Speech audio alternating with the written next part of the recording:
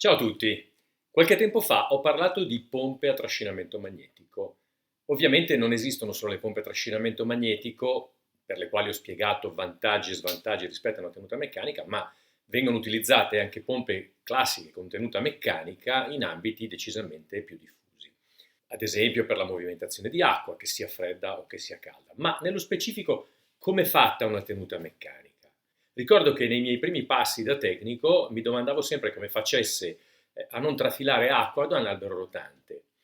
La tenuta meccanica ha proprio questo scopo, quello di fare una tenuta, quindi non far perdere o trafilare il fluido su un corpo rotante, quindi su una tenuta dove c'è una girante che mette dell'acqua in pressione. Come è fatta? È composta fondamentalmente da due parti, c'è una parte fissa e una parte rotante. Parte fissa, parte rotante.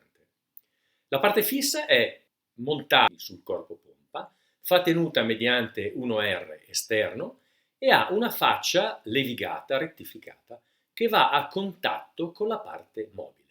La parte mobile è montata sull'albero ed è, diciamo così, solidale con l'albero. La tenuta viene fatta anche in questo caso con 1R, quindi una tenuta classica sulla sede dell'albero.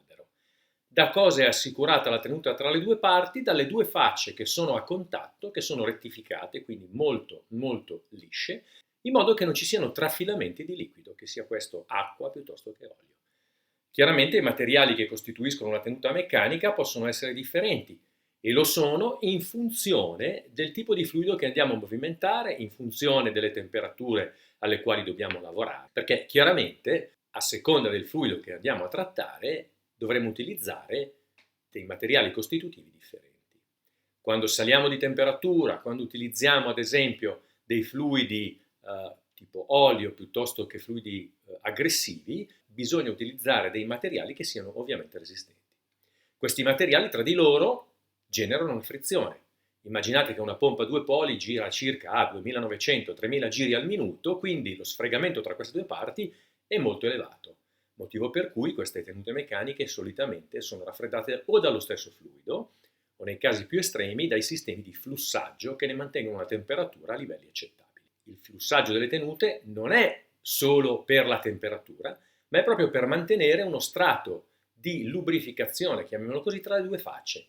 Infatti potete immaginare che se queste due facce che sono a contatto, estremamente rettificate, che girano a 2900, ma fosse anche un 4 poli, 1500 giri al minuto, in mancanza di fluido lubrificante, chiamiamolo così, si grippano, ovvero si rovinano e a quel punto si ha la perdita della tenuta meccanica. Dimenticavo, quando cambiate la tenuta meccanica ricordatevi di cambiare anche la guarnizione del corpo pompa. Un saluto a tutti!